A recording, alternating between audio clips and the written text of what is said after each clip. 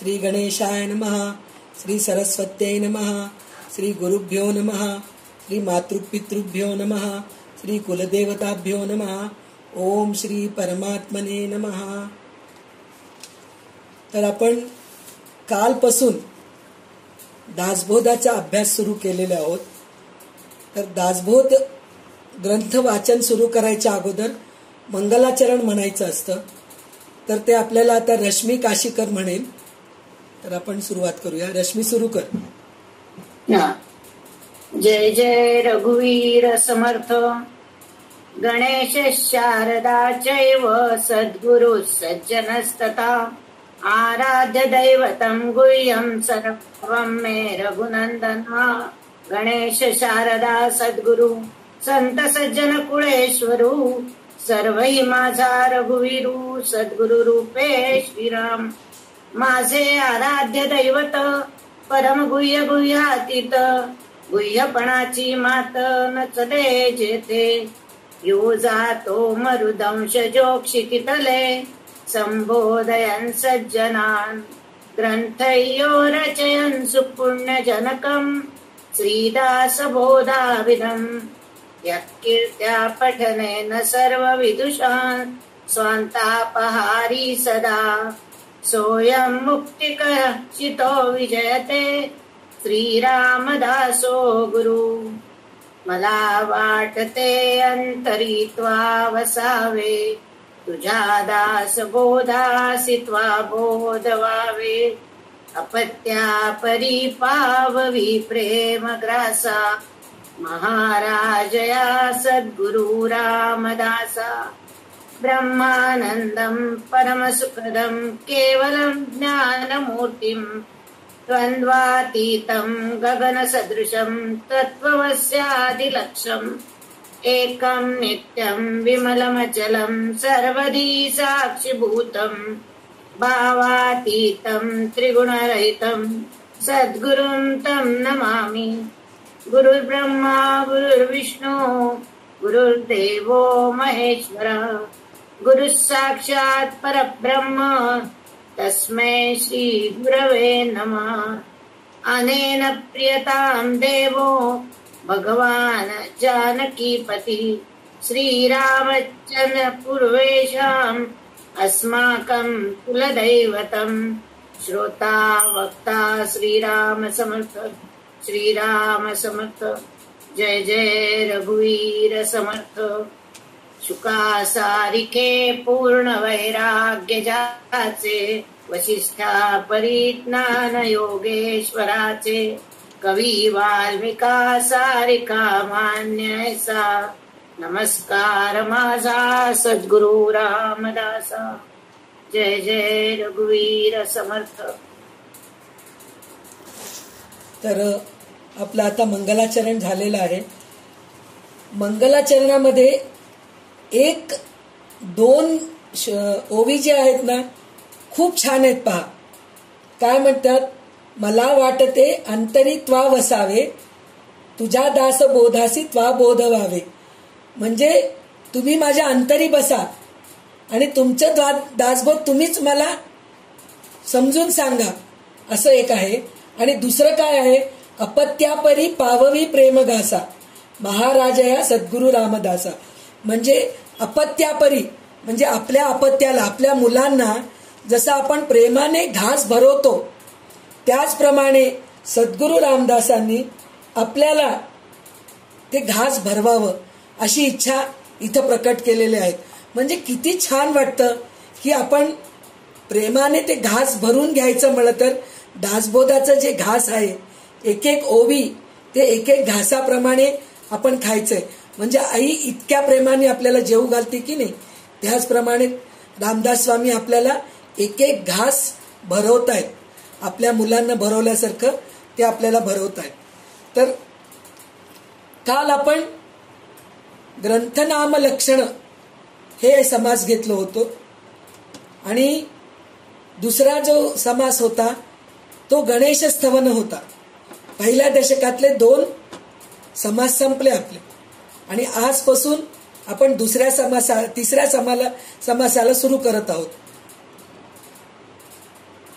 तर तिसरा समास असा आहे शारदा स्तवन. म्हणजे इथं शारदेची स्तुती, स्तवन म्हणजे स्तुती केलेले आहे रामदास स्वामींनी.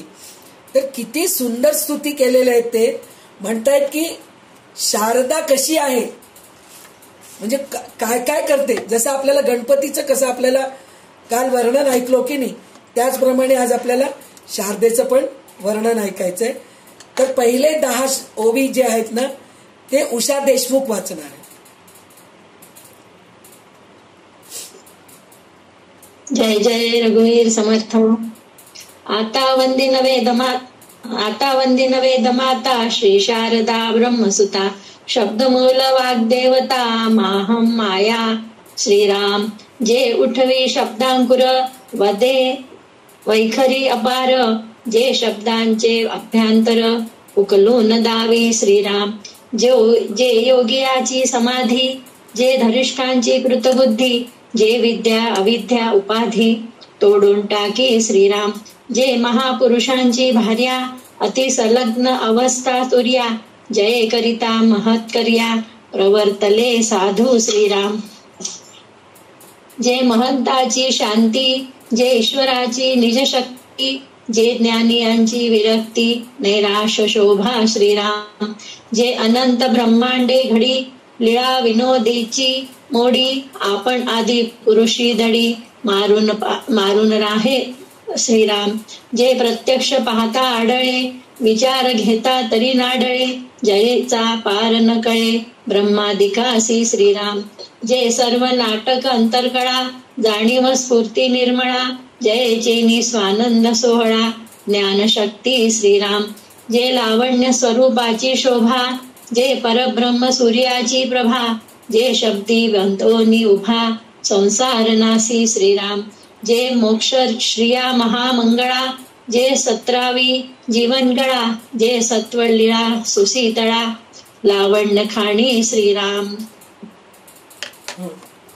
तर आपण शारदा स्तवनचे 10 ओवी ऐकलेले आहोत. तर त्याचा असा अर्थ आहे, म्हणतात की आता वंदिन वेदमाता श्री शारदा ब्रह्मसुता शब्दमूळ वाग्देवता महम माया म्हणून म्हणतात. म्हणजे काय, वेदमाता म्हणजे सगळ्या वेदांची ती माता आहे. जे काही वेद निर्माण झालेले आहेत, ब्रह्माकडून जे वेद निर्माण झालेले आहेत ती वेदांची माता आहे. आणि परत काय म्हणतात, ब्रह्मदेवाची ती कन्या आहे. कशासाठी म्हणतात, तर कन्या ही जी असते ना वडिलांची लाडकी असते कधी पण. तर ब्रह्माची वेदाची माता जरी असली ती, पण ब्रह्मदेवाची ती कन्या आहे असं ते म्हणतात. म्हणजे कन्याला सर्वस्व द्यायची तयारी असती वडिलांची. तसं ब्रह्मदेव सृष्टी निर्मिती केले, पण तिच्यामध्ये पूर्ण शक्ती तिच्यामध्ये घातले ते, आणि त्याच्याने ती सगळ्यांना चांगली बुद्धी देते. वाग्देवता आहे ती, वाणीची स्वामिनी आहे. वाणीची स्वामिनी म्हणजे आपलं जे बोलणं म्हणतात ना त्याला वाणी म्हणतो आपण. तर वाणी आपलं बोलणं जे चांगलं येतं ते सरस्वतीच्या कृपेनेच येतं. स्तोत्र म्हणायला येणं म्हणा, चांगले चांगले ग्रंथ वाचायचं म्हणा, तर तिची कृपा असल्याशिवाय आपल्याला काहीही करता येत नाही. अशी ती महामाया आहे. तिला शारदाला नमस्कार असं म्हणतात. आणि तिच्या सूक्ष्म रूपाने शब्द उत्पन्न होतात आणि वैखरीने अपार शब्द बोलले जाते म्हणून म्हणतात. म्हणजे काय, तिच्या सूक्ष्म रूपाने शब्द उत्पन्न होतात. म्हणजे परा पश्यंती मध्यमापर्यंत जे आहे ना ते सूक्ष्मच आहे. तर ते सूक्ष्म रूपाने हे होऊन वैखरी म्हणजे इथून जे बोलणं निघतं ना ते तिच्या कृपेनेच निघतं असं म्हणतात. आणि योगांच्या समाधीमध्ये ती निर्भयताप्रमाणे आढळते. म्हणजे योगी जे असतात ना त्यांना कशाचीच भीती वाटत नाही. आपण नुसतं बसलेले असतो, डास चावलं, मुंगी चावलं की आपण लगेच असं मारून घेतो, खाजून घेतो, ह्या सगळ्या गोष्टी करतो. म्हणजे खरे योगी जे असतात ना ते योगी कसे असतात, त्यांना कशाचीच भीती नसते. ते एकदा ध्यानस्थ झाले, समाधी अवस्थेत गेले तर त्यांच्या अंगावर सापाचे वारूळ निर्माण होतात. म्हणजे इतकं मुंग्यांचं वारूळ झाल्यानंतरच साप प्रवेश करतो ना त्याच्यामध्ये. तर मुंग्यांचं वारूळ निर्माण व्हायच्या अगोदर मुंग्या त्यांना किती चावले असतील, मग तेव्हा त्यांचं हे म्हणजे तशी शक्ती सुद्धा म्हणजे प्रत्येक गोष्टी नुसतं वाणीनीच शक्ती देत नाही ती. म्हणजे बोलण्याची शक्ती किंवा स्तोत्र म्हणण्याची शक्ती, हे विद्येची शक्ती, त्याच्यापेक्षाही अशी शक्ती सुद्धा निर्भयतेची शक्ती पण ती देते. आणि विद्या प्रसाद करून अविद्येचं समूळ नाश करते ती. आणि इथं परत त्यांनी काय सांगितले, ब्रह्मदेवाची कन्या म्हणून सांगितले. परत काय म्हणतात, आदिपुरुष जो ईश्वर आहे त्याची भार्या आहे. म्हणजे आपल्याला इथं आपण आदिपुरुष म्हणून म्हणलं तर कोण निर्माण झालेले आहेत, ब्रह्मदेवच झालेले आहेत. म्हणजे काही ठिकाणी आपल्याला ब्रह्मदेवाची पत्नी म्हणूनही बघता येतं, काही ठिकाणी ब्रह्मदेवाची कन्या म्हणूनही बघता येतं. अशा प्रकारे ती आदिपुरुषाची भार्या आहे. त्याच्यानंतर साधू पुरुषांना ती कार्य करण्यास प्रवृत्त करते. म्हणजे नुसतं विद्याच देत नाही, चांगलं कार्य करायला सुद्धा ती प्रवृत्त करते. त्याच्यानंतर ती तुर्या अवस्था प्रसाद करते. तुर्या अवस्था म्हणजे काय, स्वप्न सुषुप्ती हे जे असतात ना, म्हणजे आपल्याला जागृती, स्वप्न, सुषुप्ती हे 3 अवस्था आहेत. खरं तर जागृती म्हणजे आता आपण आहोत, सुषुप्ती म्हणजे निद्रा अवस्थेत स्वप्न पडतं आपल्याला, सुषुप्ती स्वप्न जे पडतं ते स्वप्न अवस्था आहे. पण तुर्या अवस्था म्हणून जे असतं ना, आपल्याला स्वप्न पडलेलं दुसऱ्या दिवशी कळतं पहा की काल स्वप्न पडलं मला, असं असतं. पण तुर्या अवस्था जी असते ना ती खूप उच्च कोटीची असते. तर ते तुर्या अवस्था सुद्धा ती आपल्याला प्रसाद देते. म्हणजे तुर्या अवस्थेमध्ये ती घेऊन जाते आपल्याला, अशी ती माता आहे. म्हणजे तुर्या अवस्था म्हणजे काय, कशाचंच भान नसतं, ध्यान असताना एक तंद्रीत असतो आपण, तर त्याला म्हणतात तुर्या अवस्था. तर त्या तुर्या अवस्थेमध्ये ती आपल्याला घेऊन जाते, अशी ती माता आहे. आणि ज्ञानी पुरुषांमध्ये विरक्ती निर्माण करते. म्हणजे कशाचीच आसक्ती नसते त्यांना, म्हणजे कोणचं वैराग्य निर्माण करते, अशी ती शारदा माता आहे. आणि शारदा अनंत विश्वे निर्माण करते. जसं ब्रह्मा निर्माण करतो की नाही, त्याचप्रमाणे शारदा सुद्धा निर्माण करते असं इथं सांगतायत. आणि गमतीचा खेळ खेळावा म्हणून मोडून पण टाकते. म्हणजे सृष्टी स्थिती लय आपण ललिता देवीला सुद्धा त्याच रूपामध्ये बघतोय. म्हणजे ती सृष्टी करते, सृष्टी स्थिती पण करते आणि लय पण करते. त्याचप्रमाणे ही शारदा सुद्धा शक्ती आहे. ती शारदा सुद्धा हेच काम करते, सृष्टी स्थिती लय करते. म्हणजे सृष्टी निर्माण करते, परत त्याचं मोडून पण टाकते, अशी ती आहे. आणि आपण म्हणतोय ती इंद्रियाने आपल्याला दिसतीये. म्हणजे शारदा मातेला आपण जेव्हा बघतो तेव्हा काय काय बघतो की ती पांढऱ्या सोड, ती काय म्हणतो आपण पांढऱ्या ह्याच्यामध्ये साडीमध्ये असते, ती वस्त्रामध्ये, हे डोळ्यासमोर येतं शारदा माता म्हणल्यानंतर. परत नंतर हातात वीणा आहे असं आपल्याला दिसतं, एका हातात पुस्तक आहे असं दिसतं. म्हणजे हे आपल्याला इंद्रियातून दिसायचं आहे. इंद्रियाने दिसती पण तिचा खरोखर मनातून तिचा शोध घ्यायचा आहे आपण, तर ती आपल्याला सापडतच नाही, इतकी कठीण आहे. म्हणजे तिला प्रसन्न करून घ्यावं म्हणजे खूप आपल्याला हे करावं लागतं, तपश्चर्या करावं लागतं, तप करावं लागतं. म्हणजे इंद्रिय सुखभोगांचा त्याग केल्यानंतरच शारदा माता आपल्याला दिसू लागते, अशी ती आहे. म्हणून ब्रह्मादिकांना पण तिचा अंत लागत नाही, तिचे खरे स्वरूप आकलन होत नाही. आणि ती विश्वरूपी नाटकातील दृश्य घटकांना त्याच्या अंतर्यामी राहून शारदा आपल्या शक्तीने नाचविते. म्हणजे ती अशी आहे की तिच्या तालावर नाचतं सगळं, सृष्टी जे आहे ना तिच्या तालावर नाचतं, असं इथं रामदास स्वामी सांगतायत. आणि विश्वातील सौंदर्याची ती सुंदर स्वामिनी आहे. म्हणजे इतकी सुंदर आहे की तिला बघतच राहावं वाटतं. तिचं जे तेज आहे सूर्याबरोबर जर तोलून बघितलं तर एकसारखंच आहे. तिचा तेज आणि सूर्याचं तेज एकसारखाच आहे, असं आहे ती. आणि त्याच्यानंतर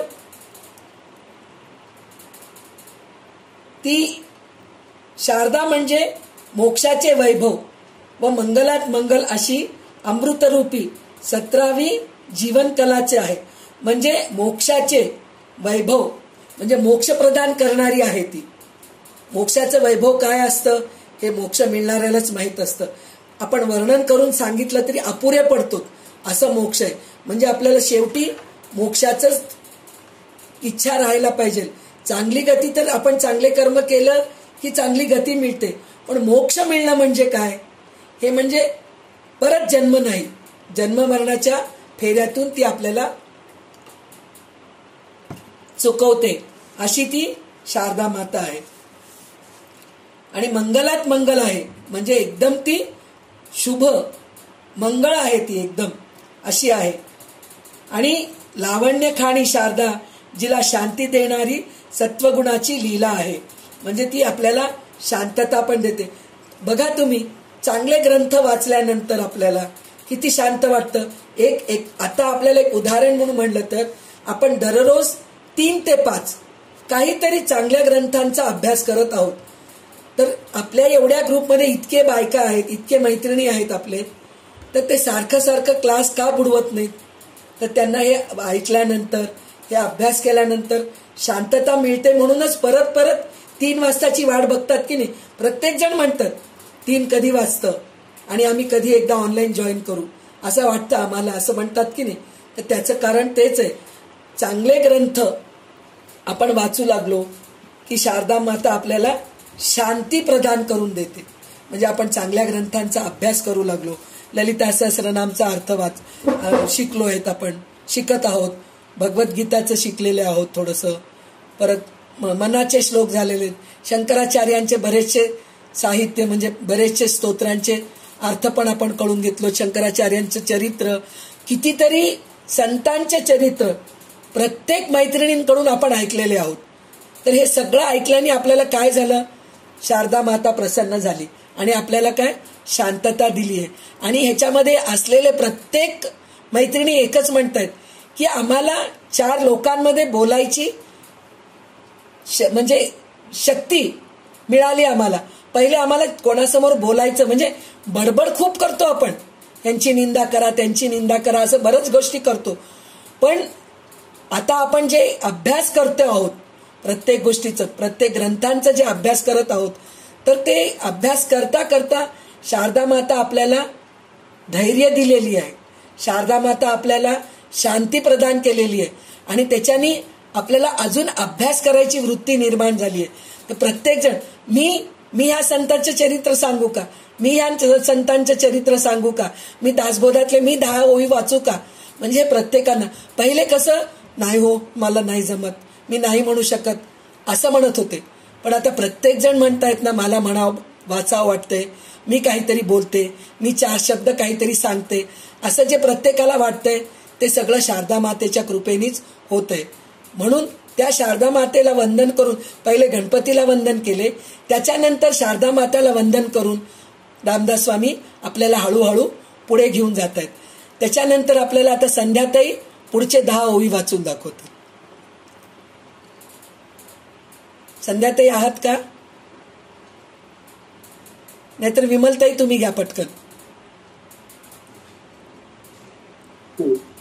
जे अव्यक्त पुरुषाची व्यक्ती विस्तारे वाढली इच्छाशक्ती, हे कवी काळाची नियंत्री सद्गुरु कृपा श्रीराम, ते परमार्थ मार्गिता विचार, निवडून दावी सारा सार, भवसिंधुता पहिले पार, पाववी शब्द भरे श्रीराम, ऐशी बहुवेशे नटली, माया शारदा एकली, सिद्धची अंतरी संचली, चतुर्विधा प्रकारे श्रीराम, तीही वाचा अंतर्याले, हे वैखर्या प्रगट केले, म्हणून कर्तृत्व जितके झाले, हे शारदा गुणे श्रीराम, हे ब्रह्मादिकांचे जननी, हरिहर जय पासनी, सृष्टिरचना लोकसिनी, विस्तार जयचा श्रीराम, हे परमार्थाचे मूळ नांतरी, विद्यार्थी केवळ निवांत निर्मळ निश्चळ स्वरूपस्थिती श्रीराम. जे योगियांचे ध्यानी, जे साधकांचे चिंतनी, जे सिद्धांचे अंतःकरणी समाधी रूपे श्रीराम. जे निर्गुणाची ओळखण, जे अनुभवाची गुण, जे व्यापकपणे संपूर्ण सर्वांगती श्रीराम. शास्त्रे पुराणे वेदस्तुती अखंड जयते स्तवन करीती, नाना रूपे जयसे स्थगिती ठाणे मात्र श्रीराम.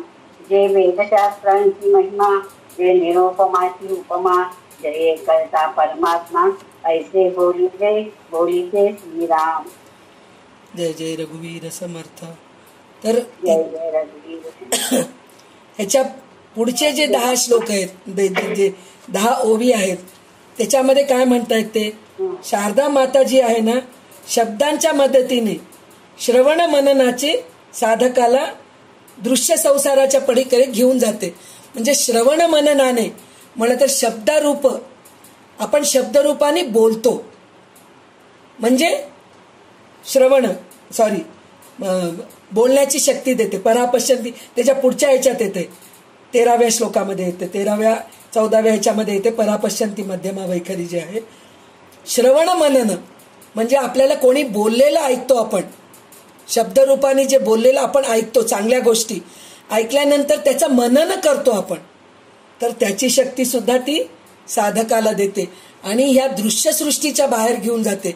म्हणजे आपण दृश्यसृष्टीमध्ये रमलेले असतो. दृश्यसृष्टी म्हणजे काय, घर दार हे सगळं दृश्यसृष्टी, मुलं बाळ, नवरा, आई वडील, भाऊ बहीण, हे आपल्याला दिसणारं सगळं जे दृश्यसृष्टी, पैसा अडका गाडी बंगला, हे सगळे दृश्यसृष्टी आहे. तर ह्याच्यातून आपल्याला ती बाहेर घेऊन जाते.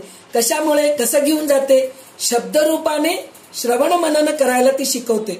म्हणजे आपण एक गोष्ट ऐकतो, प्रवचन ऐकतो, कोणाचं तरी चांगलं प्रवचन ऐकतो, ऐकल्यानंतर घरी आल्यानंतर त्याच्याबद्दल चिंतन करत राहतो. ते चिंतन कशामुळे होते, शब्दरूपी वाणीने होते.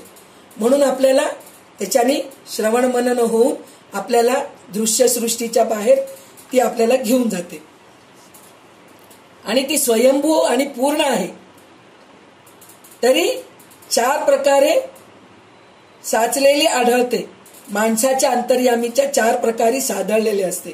कसं 4 प्रकारे, तर माणसाच्या अंतःकरणात परापश्यंती, मध्यमा आणि वैखरी. तर मी आत्ताच सांगितले परापश्यंती मध्यमा. परा म्हणजे बेंबीजवळ, पश्यंती म्हणजे हृदयाजवळ आपल्या, आणि मध्यमा म्हणजे कंठाजवळ, आणि वैखरी म्हणजे मुखाजवळ. म्हणजे हे परा पश्यंती मध्यमा आणि वैखरी. परापश्यंती मध्यमामधून ती बाहेर पडती वैखरी रूपामध्ये. म्हणजे इच्छा निर्माण होतं आपल्याला काहीतरी बोलायचं, पण ते चांगलं बोलायची शक्ती ती शारदा माता देती.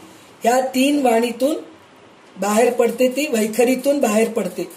त्याच्यानंतर काय म्हणते ती, हे माणसांचं बोलण्यावरूनच चालतं ना व्यवहार सगळं. आपण अबोल राहिलो तर कोणाला काही कळणारच नाही.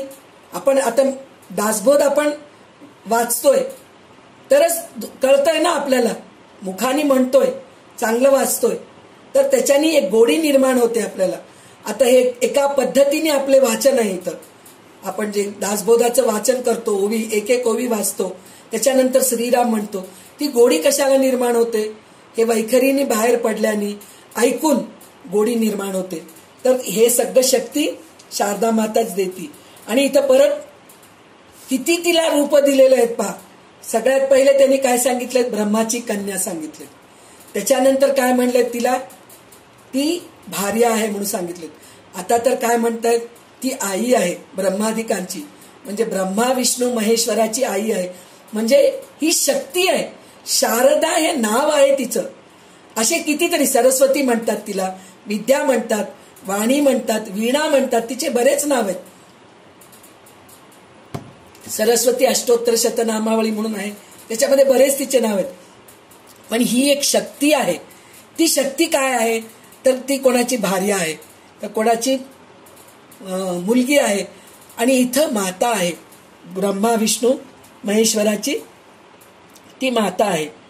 तर ती जेव्हा ब्रह्मा विष्णू महेश्वरला आपण काय म्हणतो, सृष्टी स्थिती लय करतं म्हण, पण ते 3 मूलच तिचे असल्यानंतर तीच सृष्टी करता आहे, ती स्थिती करता आहे आणि तीच लय करता आहे, अशी ती ही आहे. आणि शारदा ती आत्मविद्याच आहे. म्हणजे आपल्यामध्ये काय आहे, जे विद्या आपल्यामध्ये आहे ते सगळं शारदाच आहे असं म्हणून म्हणते. आणि त्याच्यानंतर ती काय म्हणतात, योगांना ध्यान लावण्यास ती मदत करते अशी ती आहे.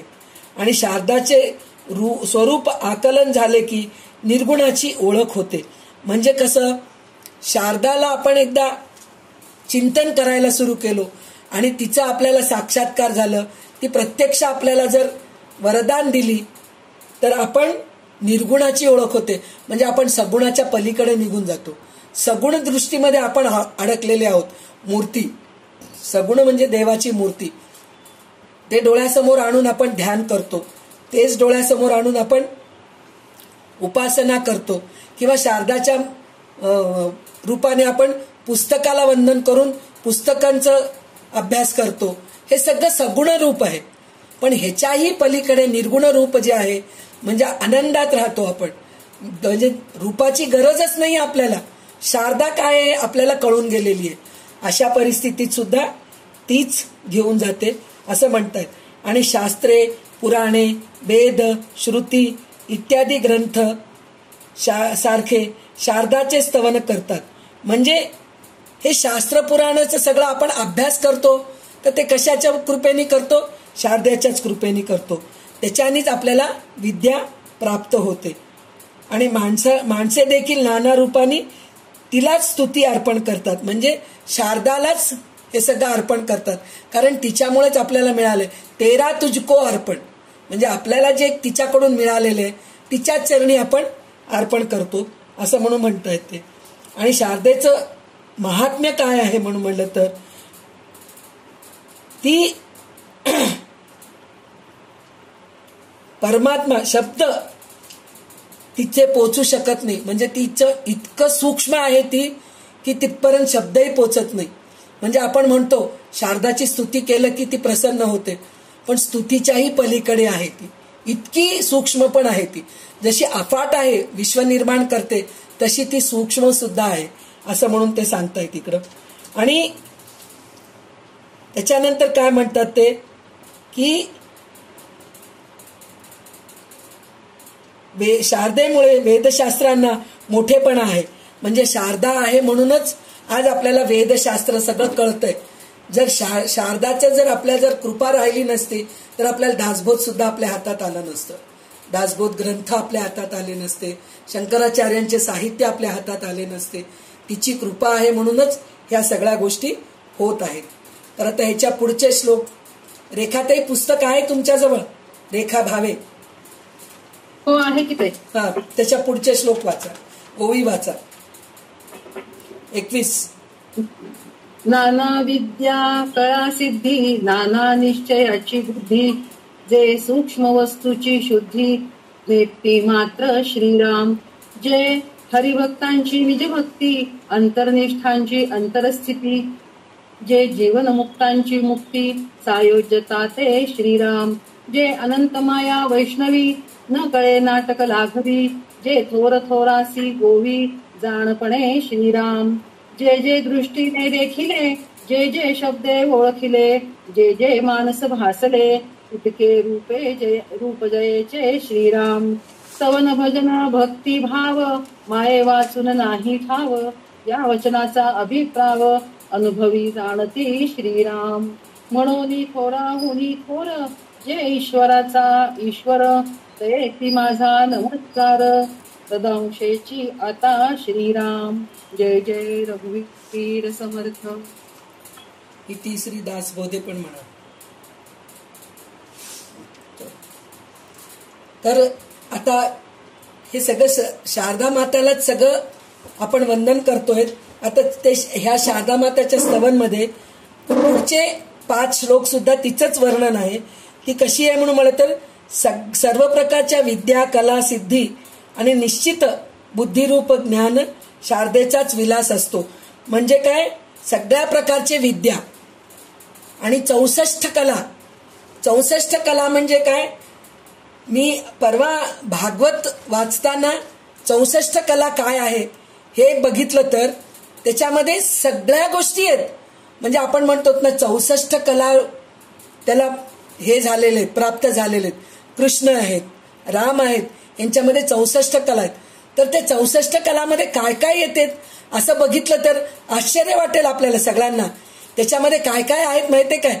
स्वयंपाक करणं एक कला आहे, कपडे शिवणं एक कला आहे, चांभार चप्पल तयार करतो ती पण एक कला आहे, लोहार जे लोखंडाचे वस्तू तयार करतो ते पण एक कला आहे, कुंभार जे करतो. म्हणजे हे सगळं जे कला आहे ना ते सगळं 64 कलामध्ये येतात. त्याच्यामध्ये ना मला आश्चर्य ह्या गोष्टीचं वाटलं, दारू तयार करणं सुद्धा एक कला आहे.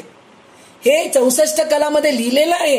त्या श्लोकामध्ये पूर्ण 64 कला म्हणजे काय आहे हे सगळं लिहिलेलं आहे. तर हे सगळे 64 कला सुद्धा शारदेच्याच ह्याच्यातून कृपेने प्राप्त होते. आणि सिद्धी, आपल्याला जे सिद्धी आहे, वाक्सिद्धी म्हणतो आपण, किंवा एखादी शक्ती असते आपल्या हातामध्ये.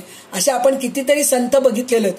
त्यांचा हात आपल्या अंगावरून फिरवलं की आपले ताप कमी होतात, किंवा आपल्या शरीरावरचे जे चर्मरोग असतात ते कमी होतात. आपण ह्याच्यामध्ये बघितलो ना गजानन महाराजांच्या पोथीमध्ये त्यांच्या बेडक्यानी एकाचं क्षयरोग कमी होतं. म्हणजे हे सगळं सिद्धीच आहे एक प्रकारे. तर हे सगळं सिद्धी कशामुळे प्राप्त होते? तर हे सगळं शारदा मातेच्या रूपेनेच प्राप्त होते. आणि सायुज्य मुक्ती ती देते. सायुज्य मुक्ती, समीपता, सलोकता, स्वरूपता आणि सायुज्यता, हे जे सगळे जे 4 पुरुषार्थ आहेत ते पूर्ण तिच्यामुळेच होते. म्हणजे स्वरूपता म्हणजे भगवानच्या जवळ असतो आपण, समीपता स्वरूपता म्हणजे भगवंतासारखेच दिसतो, आणि समीपता म्हणून म्हणजे भगवंताच्या जवळ असतो, सलोकता म्हणून म्हणतात त्यांच्याच सहवासात राहून सगळं करतो. आणि त्याच्यानंतर सायुज्यता, सायुज्य मुक्ती, 4 मुक्ती, 4 पुरुषार्थांनी 4 मुक्ती, 4 मुक्ती जे आहेत ना ते पूर्ण तिच्या कृपेनेच मिळते. सायुज्यता म्हणजे सायुज्यता शेवटी त्यांच्यामध्येच आपण लीन होऊन जातो. मोक्ष मिळणे जे म्हणतात ना ते सायुज्य मुक्ती आहे.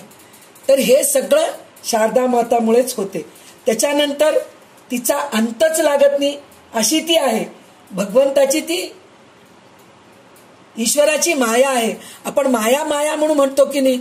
माया म्हणजे जे निर्माण होते आणि ते नष्ट पण होते, तशी पण आहे ती.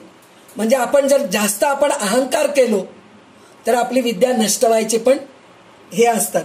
असं ती शारदा आहे. आणि तिच्या कौशल्याने विश्वरूप तयार झालेले आहेत. आणि स्वतःला ज्ञानी समजणाऱ्या मोठ्या मोठ्या ज्ञानी पुरुषाचा अभिमान ती अधिक गुंतवते. म्हणजे तेच मी आता म्हणले ना, ती आपल्याला विद्यावान बनवते, पण जेव्हा अहंकार आलं तर आपल्याला खाली ठेचून मारते सुद्धा, खाली पाडते सुद्धा, अशी ती आहे. ती डोळ्याने दिसते, शब्दाने जाणता येते, आणि मनाला जे जे कल्पिता येते ते सगळं हिचे स्वरूप आहेत. म्हणजे हे सगळं तिच्या कृपेनेच असते.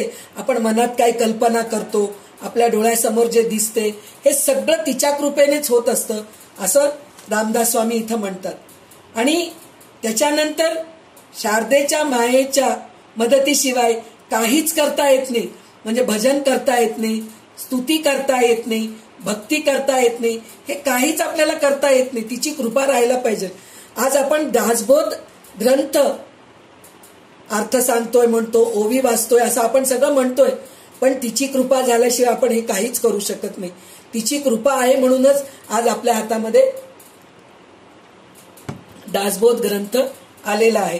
त्याच्यानंतर शेवटी थोरांपेक्षा थोर व ईश्वरांचा ईश्वर असणाऱ्या शारदेला तिच्याच अंशेनेच म्हणजे तादात्म्यानेच मी तिला नमस्कार करतो, असं रामदास स्वामी म्हणतात. म्हणजे काय, तिची कृपा आहे म्हणूनच मी तिला नमस्कार करू शकतो, नाहीतर मला नमस्कार करायची पण बुद्धी नाहीये. म्हणजे रामदास स्वामी कुठल्या पातळीवर जाऊन भक्ती करतात बघा. आपण अभिमान करतो, मला हे येतं, मी हे स्तोत्र म्हणते, रोज म्हणते, हो असं म्हणून म्हणतं, पण रामदास स्वामी काय म्हणतात, तिच्याच अंशेने तादात्म्य मी तिला नमस्कार करतो, म्हणजे तिची कृपा आहे म्हणूनच मी नमस्कार करू शकतो, नाहीतर मला ती बुद्धी पण येत नाही, नमस्कार करायची बुद्धी पण येत नाही. अशी ती शारदा माता आहे की आपल्याला सगळी सद्बुद्धी तिच्याकडून मिळते. तर इथे आपल्याला शारदा स्तवन 25 ओवींनी समाप्त झालेला आहे. इति श्री दासबोधे गुरुशिष्य संवादे शारदा स्तवन नाम समास तिसरा समाप्त. श्रीराम जय जय रघुवीर समर्थ. आता आपल्याला सद्गुरु स्तवन हे, तर सद्गुरु स्तवन तर इतकं सुंदर, मला ना हे पूर्ण दासबोध ग्रंथामध्ये हे खूप आवडतं, कारण त्यांनी इतके छान छान उपमा दिलेले आहेत रामदास स्वामींनी की सद्गुरूंना आपण कुठेही म्हणजे त्यांना आपण हे करू शकत नाही, बांधू शकत नाही, म्हणजे ते इतके अफाट आहेत की त्यांच्यासारखं दुसरे कोणीच नाही.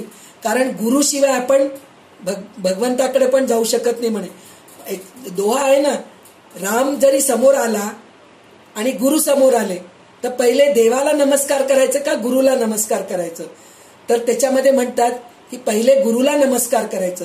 त्याचं कारण काय की गुरु आपल्याला देवापर्यंत घेऊन जातात, आपण डायरेक्ट देवापर्यंत जाऊ शकत नाही, तर त्याच्यासाठी म्हणून पहिले गुरुचं हे करायला पाहिजे. तर गुरुचं इतकं सुंदर स्तुती आहे ह्या समासामध्ये, तर आता आपण हे बघणार आहोत. तर ह्याच्यातले 10 ओवी जे आहेत ना, संध्याताई वाचून दाखवतील. अनम्यूट करा फोन.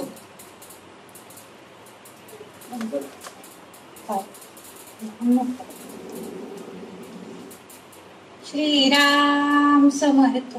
श्रीराम. समास चौथा. सद्गुरु स्तवन नाव. श्रीराम. आता सद्गुरु वर्णवेन जेथे माया स्पर्शो सकेन, ते स्वरूप मजा ज्ञान काये कळे. श्रीराम. न कळे न कळे नेती नेती, ऐसे बोलत असे श्रुती, तेथे मज मूर्खाची मती, वाढेल कोठे. श्रीराम. मज न कळे हा विचारू, दुरून माझा नमस्कारू, भूदेवा पैर पारू, पाववी मज. श्रीराम. होती स्तवनाची दुराशा, तुटला मायेचा भरवसा, आता साल तैसे असा सद्गुरु स्वामी. श्रीराम. मायेच्या बळे करीन स्तवन, ऐसे वांछित होते मन, माया झाली लज्जायमान, काय करू. श्रीराम. नातुडे मुख्य परमात्मा, म्हणून करावी लागे प्रतिमा, तैसा महायोगे महिमा, वर्णीन सद्गुरूचा. श्रीराम. आपल्या भावासारिखा मनी, देव आठवावा ध्यानी, तैसा सद्गुरु हा स्तवनी, स्तवू आता. श्रीराम. जया जयाजी सद्गुरु राजा, जय जयाजी सद्गुरु राजा, विश्वंभरा विश्वबीजा, परमपुरुषा मोक्षध्वजा, दीनबंधू. श्रीराम. तुझिये ना भयंकरे, अनावर माया हे ओसरे, जैसे सूर्य प्रकाशे अंधारे, पळून जाये. श्रीराम. आदित्य अंधकार निवारे, परंतु मागुते ब्रह्मांड भरे, निसी जालियानंतरे, ना काळोखे. श्रीराम. किती सुंदर म्हणजे हे केलेलं आहे तिथं. असं म्हणतायत की ते मी तुझं वर्णनच करू शकत नाही. एक एक गोष्टीचं जर वर्णन त्यांच्याबरोबर तुलना करू लागलो, एक एक पंचमहाभूते आहेत किंवा देव आहेत, ह्या सगळ्यांबरोबर जर तुमच्या सद्गुरूला जर मी तुलना करू लागलो तर ते सगळे कमी पडतात आणि सद्गुरू वर येतात, असं म्हणून ते म्हणतात. म्हणजे नेती नेती म्हणून जे म्हणतायत ना, म्हणजे मी सगळं काही हे करतो, शेवटी मला तुमचं वर्णन करायची माझ्यामध्ये शक्तीच नाहीये, इतकं ते इथपर्यंत पोचलेले आहेत. ते म्हणतात की सद्गुरु स्वरूपाला माया स्पर्श करू शकत नाही. माया स्पर्श करू शकत नाही म्हणून म्हणलं तर मायेमध्येच आपण अडकतो ना. कुठल्याही गोष्टीच्या मायेमध्ये दृश्यसृष्टी ही माया आहे. दृश्यसृष्टी निर्माण होते आणि नष्ट होते, तीच तर माया आहे आणि आपण त्याच्यातच अडकलेले असतो. तर इथं जे आहे, संध्या ते फोन म्यूट कर. सद्गुरु स्वरूपाला माया स्पर्श करू शकत नाही. म्हणजे सद्गुरु असे आहेत की त्यांना माया स्पर्श करू शकत नाही. म्हणजे ते दृश्यसृष्टीला पकडून राहत नाहीत, धरून राहत नाहीत, त्याच्या पलीकडे ते जातात. असे सद्गुरु आहेत ते. मायाच्या कक्षेच्या पलीकडे आहेत ते. आणि श्रुती ही आत्मविद्याची आई आहे. परमात्म स्वरूपाचे वर्णन करण्याचा तिने प्रयत्न केला, पण अखेर स्वरूप कळत नाही. ते असे नाही तसे नाही. म्हणजे आता ह्याच्या पुढे आपल्याला बऱ्याचशा गोष्टी तुलना करता येतं, करण्यात आलेल्या आहेत. म्हणजे सूर्यासारखे आहेत म्हणजे सूर्यासारखे पण नाही, त्याच्यापेक्षाही खूप मोठे आहेत. पाण्यासारखे आहेत त्याच्यापेक्षाही मोठे आहेत. समुद्रासारखे आहेत का, त्याच्यापेक्षा मोठे आहेत. म्हणजे असं त्यांची ख्याती आहे सद्गुरूंची, असे आहेत ते म्हणून सांगतायत. म्हणजे त्याप्रमाणे ती गप्प बसली म्हणे माया. ती म्हणली मी ते त्यांचं वर्णनच करू शकत नाही, अशी आहे म्हणून म्हणतात. सद्गुरु स्वरूपाचा विचार मला कळत नाही म्हणून मी त्यांना दुरूनच नमस्कार करतो. जर रामदास स्वामी असं म्हणत असतील तर आपण कुठल्या स्तराचे, आपण त्यांच्या जवळ सुद्धा जाऊ शकत नाहीत. कारण रामदास स्वामीच म्हणतायत मी त्यांना दुरून नमस्कार करतो सद्गुरू. आज आपल्याला रामदास स्वामी सद्गुरू आहेत, तर आपण त्यांचे ग्रंथ हातात घेतलोय.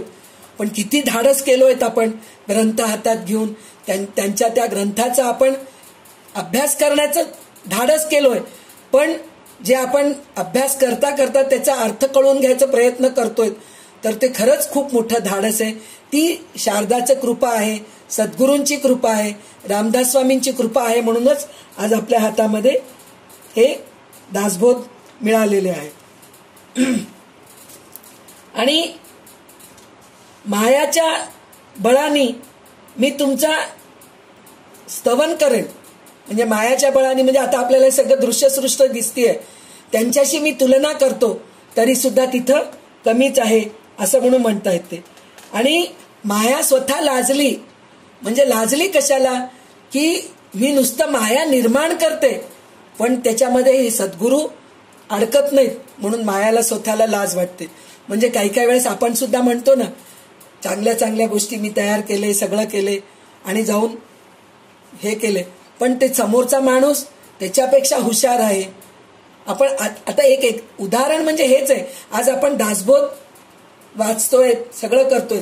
आता मी सुद्धा दासबोधाचा अर्थ सांगते, खूप मोठं पंडित असल्यासारखं मी म्हणतेय. तुम्ही ओवी वाचा बरं का, मी अर्थ सांगते. पण माझ्यासमोर तुम्ही इतके सगळेजणी मोठे मोठे अधिकारी आहात. खरं तर सगळेजणी दासबोधाचा अर्थ वाचलेले आहात, कळून घेतलेले आहात, कितीतरी पारायण केलेले आहात. तर मला त्याचप्रमाणे मी पण एक प्रकारे म्हणते, मला लाज वाटतेय तुमच्यासमोर ह्या सगळ्या गोष्टी बोलतीये. तर माझ्यापेक्षा तुम्ही खूप जाणकार आहात असून सुद्धा तुम्ही ह्या सगळ्या गोष्टी ऐकता आहात, तर त्या गोष्टीचं मला सुद्धा लाज वाटते. त्याचप्रमाणे इथं माया सुद्धा लाजतीये सद्गुरूंच्या समोर. म्हणजे त्यांचं वर्णन करू शकत नाही असे आहे. आणि सद्गुरूंचं आकलन होत नाही, ते कसे आहेत आपल्याला कळत नाही. कारण त्यांच्यामध्ये इतके विद्या आहेत की त्यांची एक एक विद्या आपल्याला कळून घेण्यासाठी जन्म घ्यावा लागेल आपल्याला. असे सद्गुरू आहेत असं म्हणता येते. आता त्या सद्गुरूंना मी वंदन करतो असंही म्हणतात. त्याच्यानंतर विश्वाला भरून उरणारी, विश्वाचे मूळ उरणारा, विश्वाचे मूळ सर्वोत्तम पुरुष, मोक्षाचा विजय पताका आणि दीनांचा मित्र असा जो सद्गुरू आहे त्याचा जय जयकार असो असं म्हणले. त्याच्यानंतर सूर्याच्या प्रकाशाने अंधकार, आपण सूर्याच्या बरोबर आपण तुलना करू म्हणून जर विचार केलो आपण, तर इथं करू शकतो आपण. सूर्यासारखे तेज आहेत असं आपण म्हणू शकतो. पण सूर्य सुद्धा संध्याकाळी दुसऱ्या भागात जातो आणि आपल्याकडे अंधार येतो. म्हणजे सूर्याला सुद्धा संध्याकाळी अंधार व्हावं लागतं. म्हणजे सूर्य अस्त होता असं आपण म्हणतो, पण पृथ्वीच पलटते तर तेव्हा अंधार होतं. पण सद्गुरू असे आहेत की सतत प्रकाश देतात आपल्याला. अंधकार त्यांच्यामध्ये नाहीच नाही. सतत आपल्यावर कृपा करून आपल्या डोक्यावर ते अभयहस्त देऊन आपल्याला सतत प्रकाशामध्येच ठेवतात असं म्हणून म्हणतात. त्याच्यानंतर ते उपमेतील उणेपणा काय आहे म्हणून म्हणतात, सूर्यप्रकाश असतो तोपर्यंत अंधार नसतो हे खरे, पण सूर्यास्त होऊन त्याचा प्रकाश लोपला की तो रात्र होतो आणि पुन्हा अंधकार ब्रह्मांड भरतो. म्हणून सूर्याची पण मी त्याच्याशी तुलना करू शकत नाही असं म्हणून म्हणतात. तर आता याच्या पुढचे जे ओवी आहेत ते रेखाताई भावे वाचतील.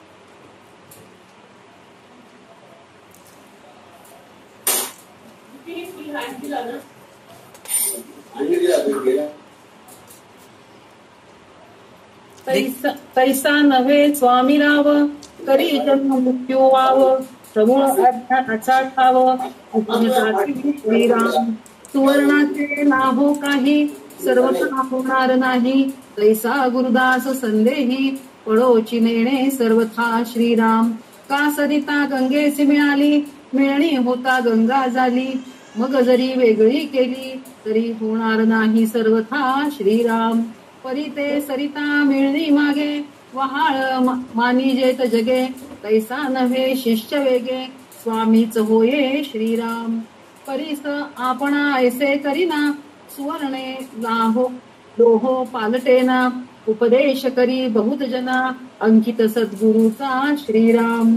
शिष्यास गुरुत्व प्राप्त होये, सुवर्णे सुवर्ण करिता नये, म्हणून उपमा न साहे, सद्गुरुसी परिसाची श्रीराम. उपमे द्यावा सागर, तरी तो अत्यंतची क्षार, अथवा म्हणो क्षीरसागर, तरी तो नासेल कल्पांती श्रीराम. उपमे द्यावा जरी मेरू, तरी तो जड पाषाण कठोरू, तैसा नव्हे की सद्गुरु कोमळ दिनाचा श्रीराम. उपमे म्हणो गगन, तरी गगना परिसते निर्गुण, या कारणे दृष्टांतहीन, सद्गुरु सगगनाचा श्रीराम. धीरपणे उपमू जगती, तरी हेही खचेल कल्पांती, म्हणून धीरत्वास दृष्टांती, हीन वसुंधरा श्रीराम. तर खरंच इतकं सुंदर सुंदर इथं उपमा दिलेत आणि त्याच्याशी तुलना केलेत, हे आपण म्हणजे आपल्या विचाराच्या पलीकडे आहे. रामदास स्वामींना हे कसं सुचलं असेल, म्हणजे एक एक गोष्टी ते असं हे करत गेलेत. तर असं वाटतं की खरोखर त्यांच्या सहवासात जर आपण राहिलो असतो तर किती, पण त्यांच्या सहवासात जरी आपण नसलो, त्यांच्या दासबोधा ग्रंथाबरोबर आहोत आपण, तर ह्याचं पण आपल्याला खूप मोठा आनंद आहे. तर इथं ते काय म्हणतायत, सोने खराब होऊन त्याचे लोखंड कधीच होत नाही, तर त्याचप्रमाणे सद्गुरू पण तितकेच शुद्ध असतात. सोनं जसं खराब होत नाही ना, त्याचप्रमाणे सद्गुरू सुद्धा तसेच असतात. त्यांच्याकडे गेलं तर कधी आपल्याला संशय उत्पन्न होत नाही, तिकडे गेलं की आपल्या संशयाचं निवारणच होतो.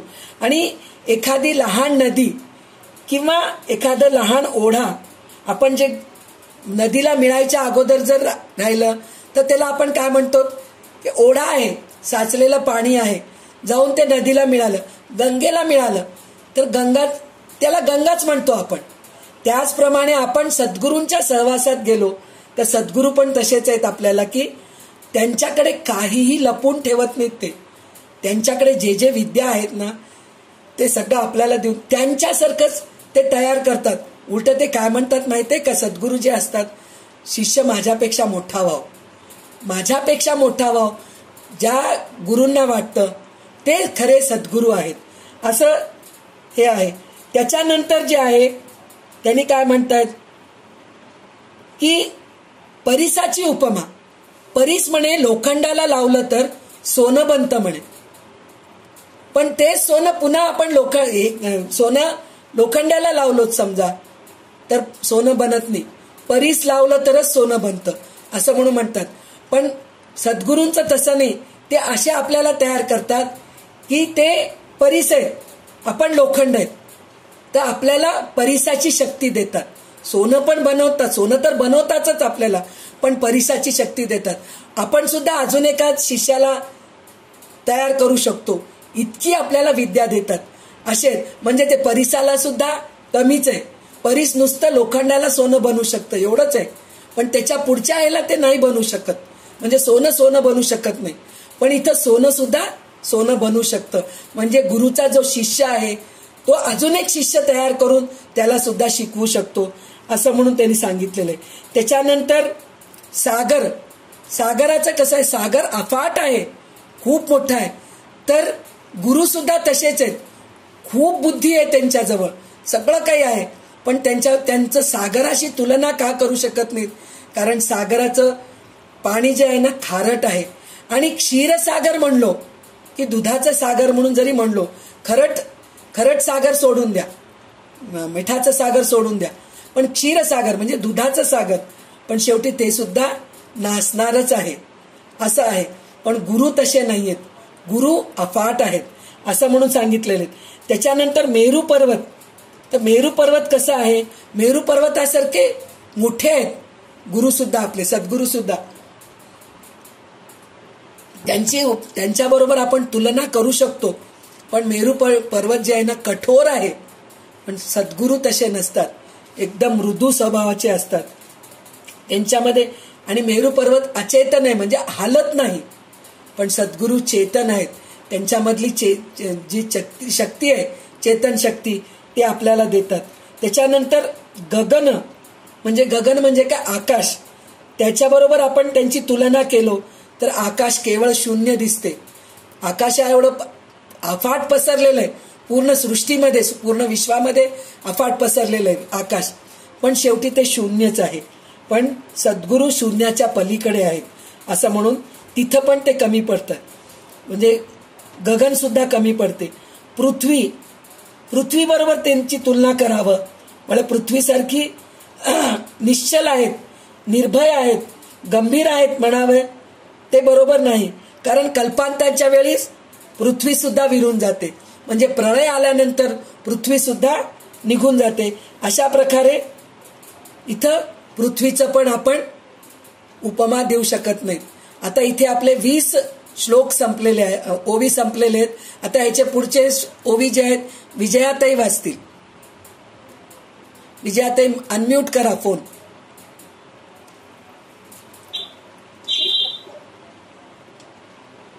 आता उपमावा गभस्ती, तरी गभस्तीचा प्रकाश किती, शास्त्रे मर्यादा बोलती, सद्गुरु अमर्याद श्रीराम.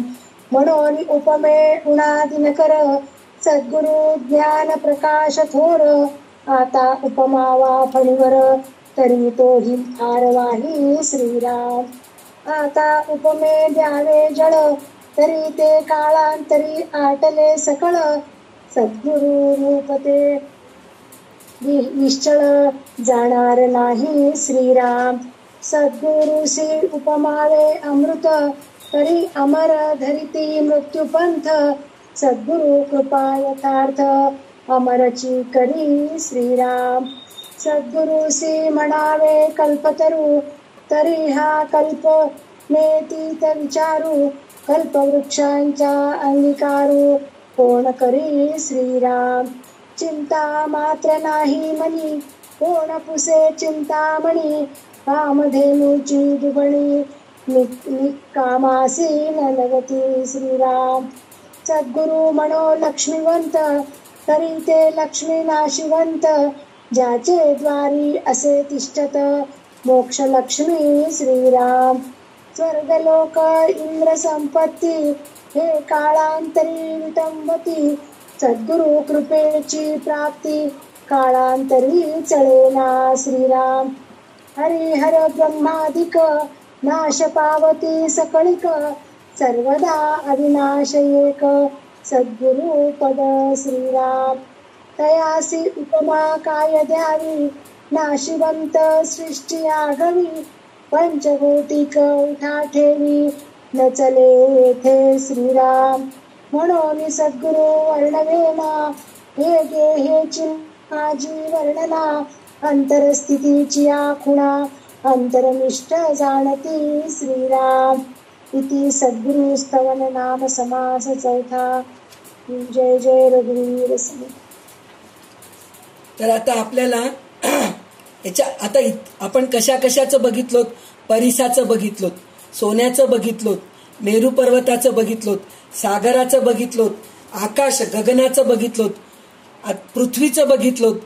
म्हणजे त्याच्यानंतर सूर्य आता आपल्याला आलेला आहे.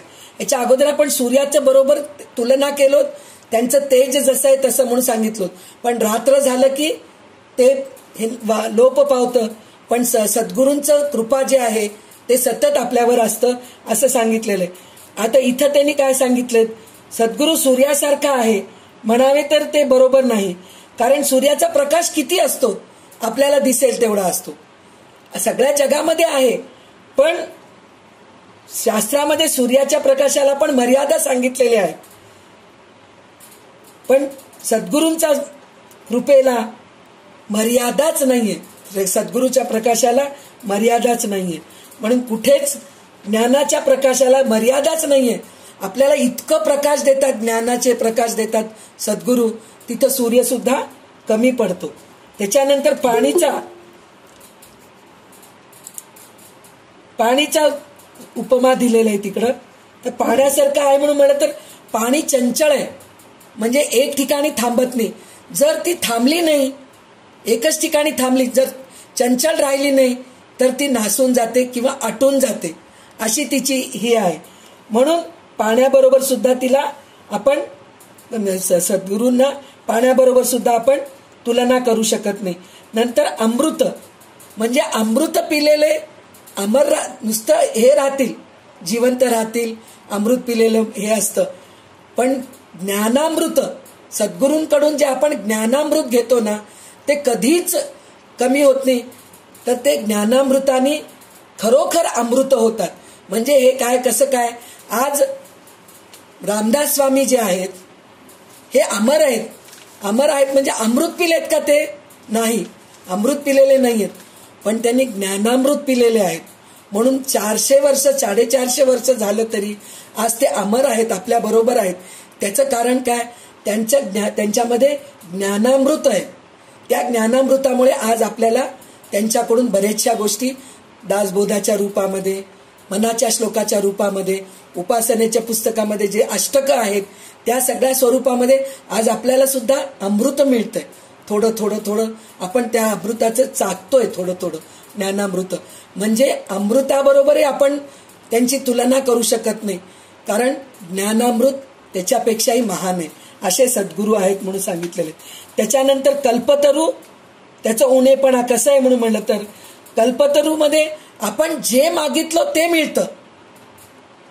पण कल्पतरू म्हणा किंवा ते कोणची आपली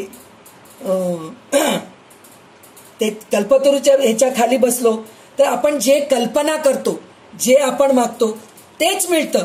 पण सद्गुरूकडे गेल्यानंतर आपण मागायची गरजच नाही. सद्गुरू जे काही त्यांना माहीत आहेत आणि जितकं काही विद्या आहे ते सगळं आपल्याला देतात. म्हणजे तिथं कल्पतरू सुद्धा कमी पडते. चिंतामणी पण त्याचप्रमाणे, चिंतामणीजवळ आपण जे मागतो, चिंतन करतो त्याच गोष्टी मिळतात. पण सद्गुरूंकडे तसं नाहीये. सद्गुरूंकडे आपल्याला काहीही मागायची गरज नाही असं सांगितलेलं आहे. कामधेनू सुद्धा तिथं कामाला येत नाही असं म्हणून म्हणतायत. त्याच्यानंतर श्रीमंती म्हणजे लक्ष्मी बरोबर त्यांचं हे करावं. म्हणजे त्यांच्याकडे लक्ष्मी काय, कशासाठी आहे, विद्या आहे म्हणलं की लक्ष्मी येते. सरस्वती जिथं असते तिथं लक्ष्मी येतेच, नक्कीच येते. पण त्या लक्ष्मी बरोबर सुद्धा त्यांच्या तुलना करायचं म्हणून विचार केलो आपण तर लक्ष्मी पण नाशिवंतच आहे. आज आहे उद्या नाहीये, तिच्यावर आपण पूर्ण विश्वास ठेवून राहू शकत नाही. म्हणून लक्ष्मी बरोबरही त्यांचं हे करू शकत नाही. त्याच्यानंतर स्वर्गलोक, इंद्रपद हे पण कालांतराने नाश होते. स्वर्गपद आपण म्हणून विचार करतो, स्वर्गपद मिळतं, परत आपण जन्माला येतो, मनुष्य योनीमध्ये जन्माला येतो. इंद्रपद त्याचं पण आपल्याला काही हे नाही. पण सद्गुरू त्याच्याही वर गेलेले आहेत, त्यांचं कधीही नाश होत नाही असे ते आहेत. आणि ब्रह्मा विष्णू महेश हे तिघे सुद्धा जे आहेत ना त्यांचं सुद्धा नाशच आहे. म्हणजे काय, प्रलय काळी ते पुन्हा जातात पुन्हा येतात असे आहेत हे ब्रह्मा विष्णू महेश. पण सद्गुरू तसे नाहीयेत. एकदा आपल्याला जे विद्या दिलेली आहे ना, आपल्याला हे भगवद्गीतेमध्ये श्लोक आहे, एक श्लोक आहे 17व्या अध्यायामध्ये की 16-17व्या अध्यायामध्ये एक श्लोक आहे.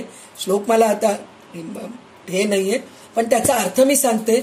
अर्जुन विचारतात की ह्या जन्मी मी जे काही शिकलो, जे काही मी कर्म केलो ते ह्याच जन्मी संपून गेलं आणि मला वेळेवर ते नाही, अवेळी मला मृत्यू आलं, तर मग ते सगळं वायाच गेलं ना, असं अर्जुन म्हणतो. तर त्यावेळेस भगवान म्हणतात की तू जे काही कर्म केलेलं आहेस त्याचे सगळं संचित असतं. तू पुढच्या जन्मामध्ये त्याच संचित कर्माने पुढे जाऊ शकतोस. म्हणजे काय, गुरु दिलेली विद्या जी आहे ना, ह्या जन्मी आपल्याला मिळालेली आहे, पण पुढच्या जन्मी ह्याच विद्येने आपण अजून पुढे जाऊ शकतो. ह्याचं एक उदाहरण कसं आहे, आता आपण म्हणतो अहो ती 5 वर्षाची मुलगी आहे, हो त्या 5 वर्षाच्या मुलीला पूर्ण भगवद्गीता कंठस्थ आहे पहा, असं म्हणून म्हणतो. तर तितक्या लहान मुलीला कसं काय येतं बरं? हे खरं तर जमतच नाही. पण ती मुलगी गेल्या जन्मी जे शिकलेली असती ते संचित ती बरोबर घेऊन आली, म्हणून ह्या जन्मी तिला कंठस्थ आहे. 5 वर्षाचे मुलं भागवत सांगतात, असे सुद्धा कितीतरी उदाहरण आहेत आपल्याला. असे कितीतरी आहेत आपल्याला की लहान लहान मुलं हे अशा गोष्टी करतायत. तर त्याचं हेच आहे की जे गुरु त्यांना जे विद्या दिलेले आहेत ते संचित घेऊन ते जन्माला आलेले आहेत. बाकी सगळं नाश होतं, शरीर नाश होतं, सगळं नाश होतं, पण आपण जे ज्ञान संचित करून आणलेलं असतं ते पुढच्या जन्मी सुद्धा आपल्याला कामाला येतं. कुठंही त्याचं विनाश होत नाही असं म्हणून म्हणतात. म्हणून सद्गुरूचं मी वर्णन करू शकत नाही, इतक्या वर्णनाच्या पलीकडे आहेत ते, असं आहेत. आणि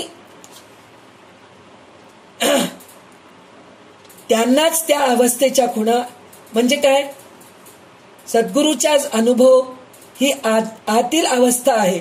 म्हणजे सद्गुरूंच्या सहवासात आपण राहिलो तर आपल्याला सुद्धा चांगले चांगले अनुभव येतात.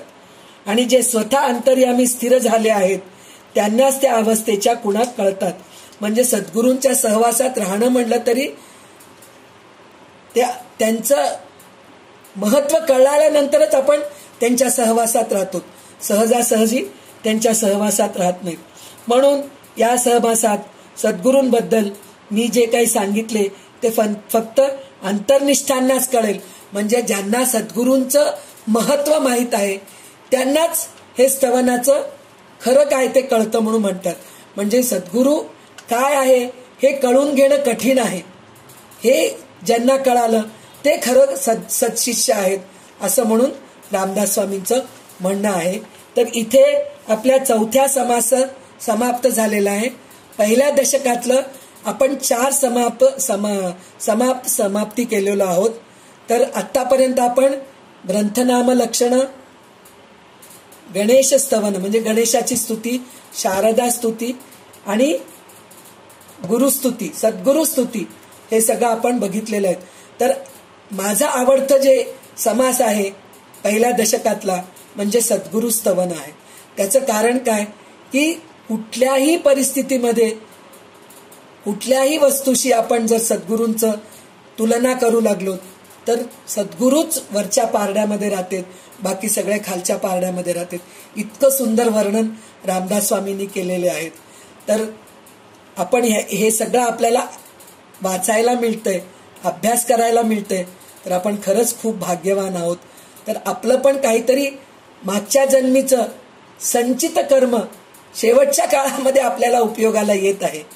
तर त्याच्यामुळे आज आपण हे सगळ्या गोष्टी शिकत आहोत, अभ्यास करत आहोत आणि इतकं चांगलं ग्रुप आपल्याला मिळालेलं आहे. तर त्याच्यासाठी मी सगळ्यांची आभारी आहे. आणि इतकं सुंदर सुंदर तुम्ही वाचन करतायत दासबोधाचं, ओबीबद्ध जे आहे चांगल्या चालीमध्ये मस्त म्हणतायत. तर त्याच्यासाठी पण तुमच्या सगळ्यांचे आभार आहे. आणि आपण पुढच्या सोमवार मंगळवारी दासबोध घेऊया आणि उद्या परवा संध्याताई ललिता सहस्रनामचं अर्थ सांगतील. आणि आता उषा देशमुख कल्याणकरी रामराया म्हणेल आणि आपण थांबूया. सदा सर्वदा योग तुझा घडावा, तुझे कारणी देह माझा पडावा, उपेक्षू नको गुणवंता अनंता, रघुनायका मागणे हेची आता, ज्या ज्या स्थळी हे मन जाय माझे, त्या त्या स्थळी हे निज रूप तुझे, मी ठेविते मस्तक ज्या ठिकाणी, तेथे तुझे सद्गुरु पाय दोन्ही. जय जय रघुवीर समर्थ. चलुषा सुरू कर.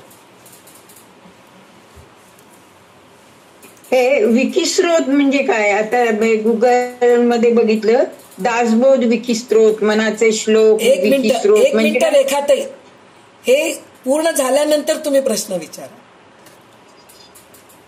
उषा अनम्यूट कर फोन. श्री रामाची प्रार्थना.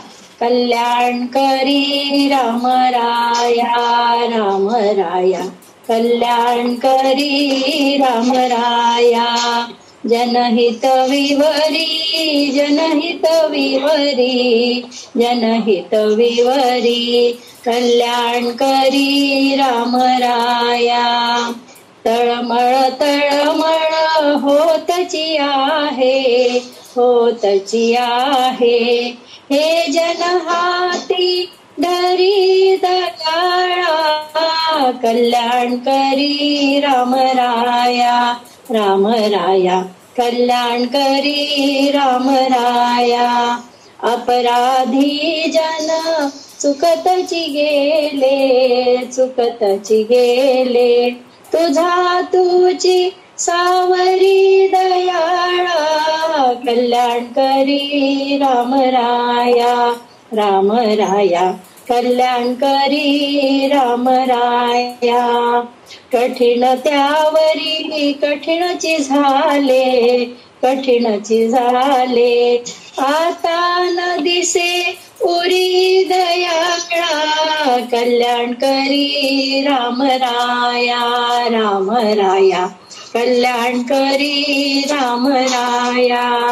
कोठे जावे काय करावे, काय करावे, आरंभली मोहरी दयाळा, कल्याण करी राम राया, राम राया कल्याण करी राम राया.